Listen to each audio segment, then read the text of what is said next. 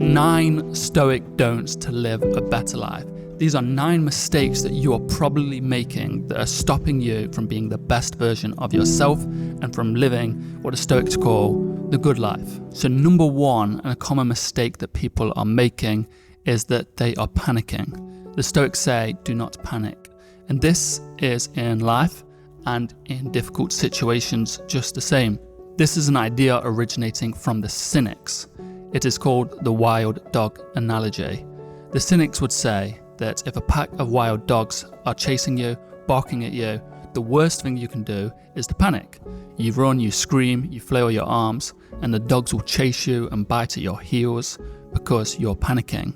The best thing you can do is to stay calm and assert yourself. And in most cases, the pack of wild dogs will leave you alone. They will disappear.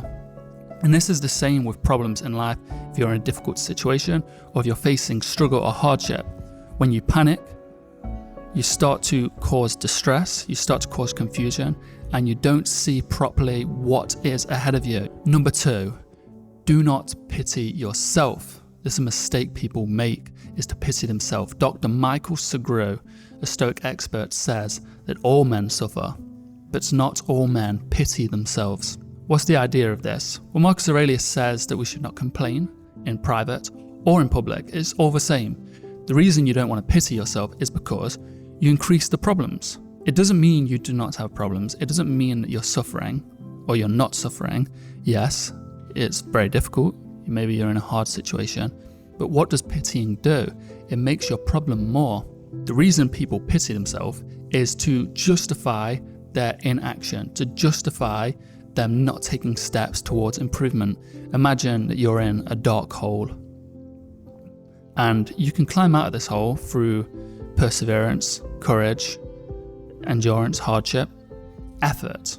You can climb out of this hole. It's very difficult, it's very dark, it's very scary because it's scary to see what's on the other side. It's scary to not be in this comfort of a hole. So through courage, we can attempt to climb out of the hole. But what people often do is prove to themselves through pitying and complaining how deep this hole is, how impossible it is to climb out of this hole. Because if it is truly impossible to climb out, then you can justify never even trying. You can justify your inaction and your lack of effort. But you can always climb out.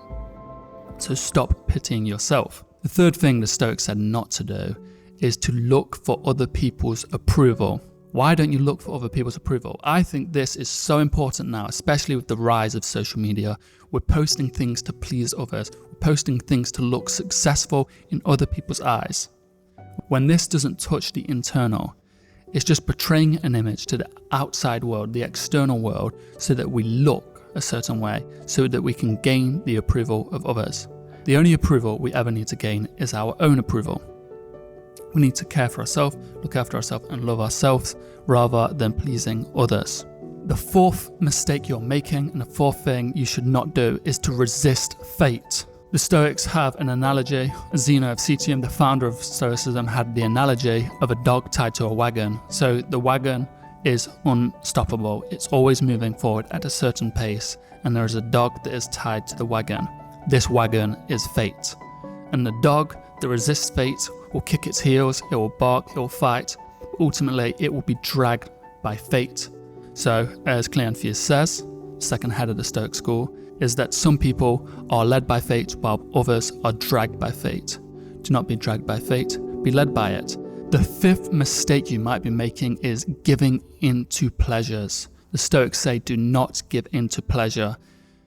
This can be compared to, as Marcus Aurelius says, a quail fight, or other Stoics might compare it to overindulging in food, drink, substances. And the idea is that it's okay to have pleasures, it's okay to enjoy life, it's okay to drink, it's okay to watch such sports, as Marcus Aurelius says, like quail fights, although many don't agree with that these days. But the idea is that in some regard you can give into these things, you can enjoy a little bit of a drink, but once you give into them, then they will carry you away, and you don't want to be carried away by your pleasures.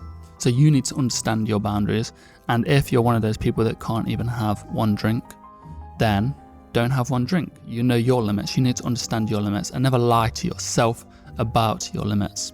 The sixth Stoic don't is to not wander around aimlessly. Marcus Aurelius said in his meditations, if we do not have aim, we will wander around aimlessly. The idea is simple. If you do not have any aim in life, then you will just wander around, being pulled this way, pulled that way by life, by fate, and you'll never really have any direction. You'll never really take control of your life. So start right now, write down your aim, who you want to be, what you want to do, what you want to achieve, what direction you want to go. So when you're lost, you can look down at this note and say, this is the direction I want to move. The seventh Stoic don't is do not lie. More importantly, do not lie to yourself.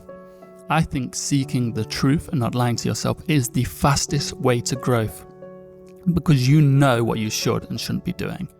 You know, I always use the analogy of working out or running. Say working out, you know how much you should work out. Maybe you follow a plan. I need to work out 4 days a week, and that's your plan. But we can lie to ourselves. We can say, oh, I need some extra rest. So you miss 2 days and you miss out on growth. What is important is the truth and personal growth, and anything that gets in the way of this or disguises itself as a different solution, different answer, is just something that's getting in the way of your truth and your progress. So stop lying to yourself.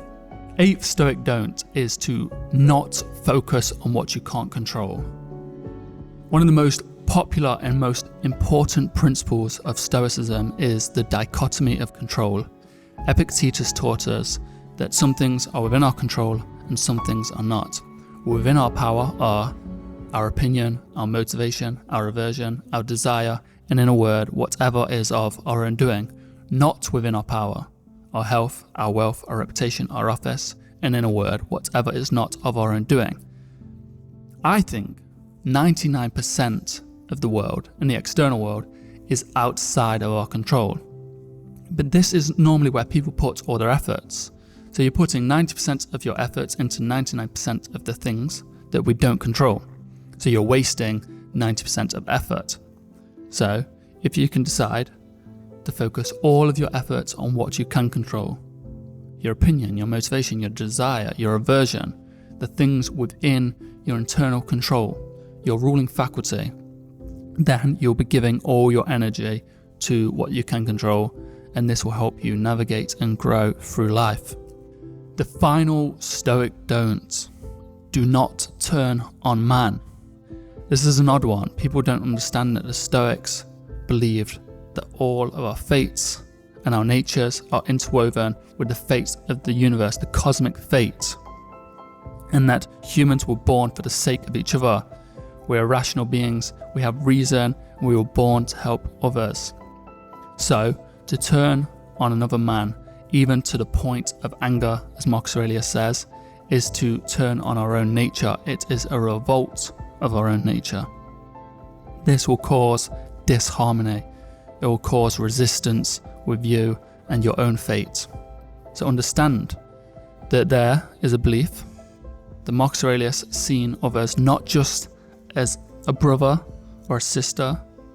He didn't just see enemies as someone that is that close to him and that deserves his affection and grace that much, but he actually seen them as an extension of himself. As he was a part of his nature, they were a part of his nature. We're all wrapped up in one. So see others this way. It will help diffuse a lot of anger, worry, anxieties, a lot of conflict. That is 9 things that the Stoics say not to do. And when you stop doing these things, you will live a better life, much easier life. And how easy is it? I'm not telling you things to do. I'm just saying things to remove from your life. And it's one of the fastest steps towards improving your life. So thank you for watching.